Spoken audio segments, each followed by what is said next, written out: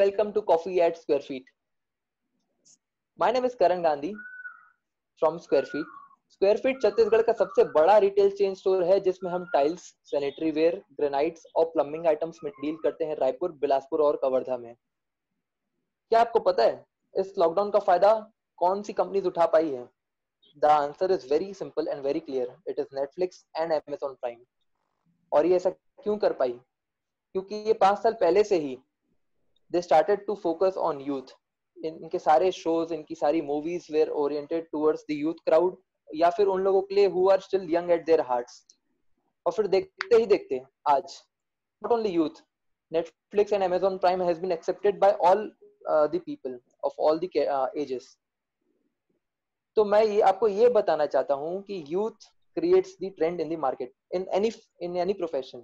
So today we are in a conversation with a young and a very energetic interior designer of Raipur city, Mr. Lakshay Mithani ji. Welcome Lakshay sir, it's an honor to have you here in Coffee at Square Feet. Thank you so much. तो Lakshay sir, हमारे viewer जानना चाहते थे and we all wanted to know कि what was your inspiration to choose interior designing as a profession? It's a very interesting question and ये अभी start नहीं हुआ था एक्चुअल में। इसके पीछे मतलब जब मैं अपनी स्कूलिंग स्टडीज में था तब मतलब मुझे जब मैं यहाँ वहाँ निकलता था घर से बाहर, तब मैं बहुत सारे घर देखता था और मुझे घर को देख के बहुत ऐसा होता था कि ये कैसा बनता होगा, कैसे नहीं बनता होगा, इसके पीछे कितना क्या एफर्ट्स लगते होंगे। और मैं इस चीजों में घुसता गया। और जैसे जैसे मेरी स्कूलिंग कंप्लीट हुई तो मुझे ऐसा था कि इस चीज को हम और बेटर कर सकते हैं।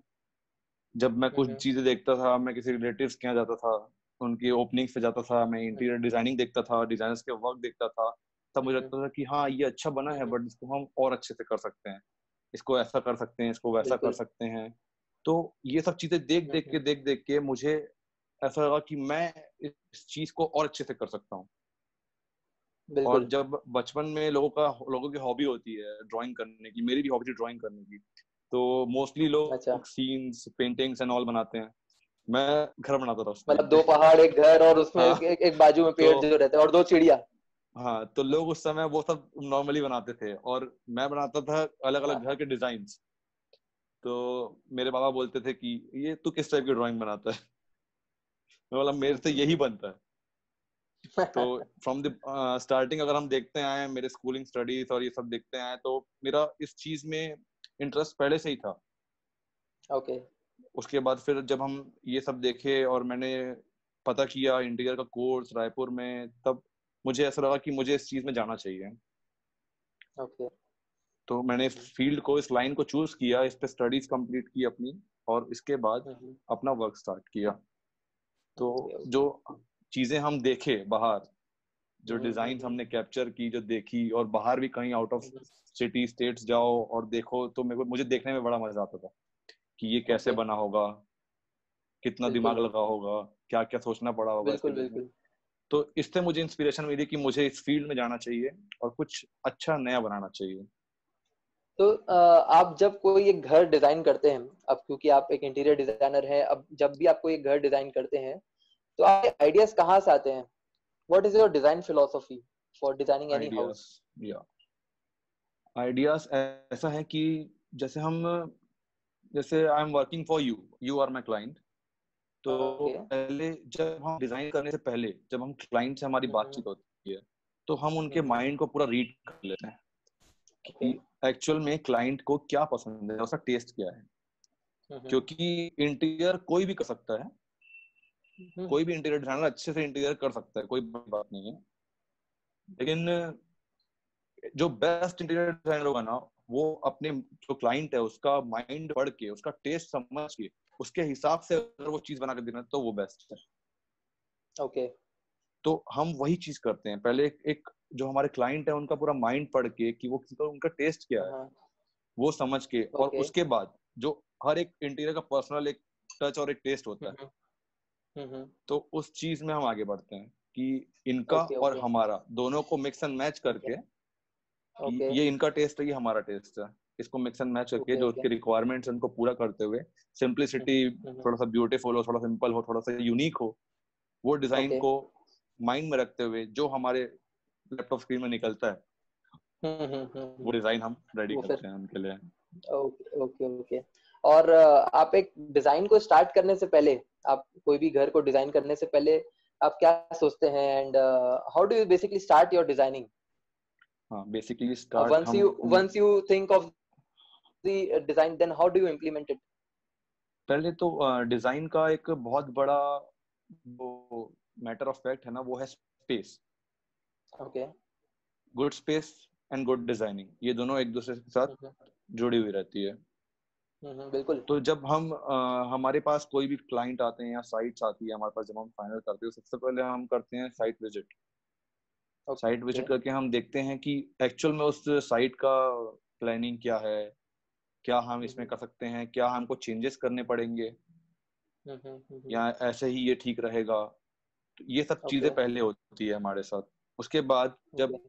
हम साइट से पूरे अपना उस साइट का लेआउट अपने माइंड में बैठा के उसके बारे में समझते हैं कि इसमें हम क्या क्या कर सकते हैं। जब हम पहली बार साइट जाते हैं ना तो आधी चीजें वहां क्लियर हो जाती है कि हम क्या कर सकते हैं और क्या नहीं कर सकते ओके इस चीज के साथ। ओके उसके ओके। बाद फिर हमारा जो प्रोसीजर आगे बढ़ता है वो हम जैसे ही अपना लेआउट हमारे पास आ जाता है उसके बाद हम लोग स्टार्ट करते हैं फ्लोरिंग, सीलिंग, इलेक्ट्रिकल, जो फर्नीचर डिजाइन्स होती हैं और जो तरह तरह की प्लम्बिंग हो गई, वॉशरूम ड्राइंग्स, जितने भी हम ड्राइंग्स बनती है वो सारी की सारी एक बार में सोच के बनाई जाती है। क्योंकि ऐसा नहीं अच्छा। कि हमने पहले एक चीज बना दी फिर दूसरी चीज बाद में बनाते बैठेंगे।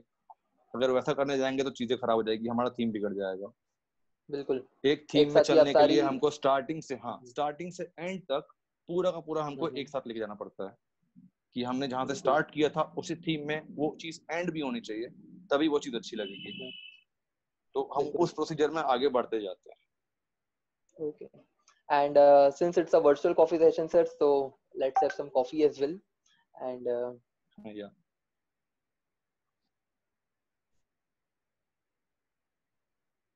so next we would like to know कि अभी तक के आपके करियर में what is your favorite achievement जो आप हमारे ऑडियंस के साथ शेयर करना चाहें?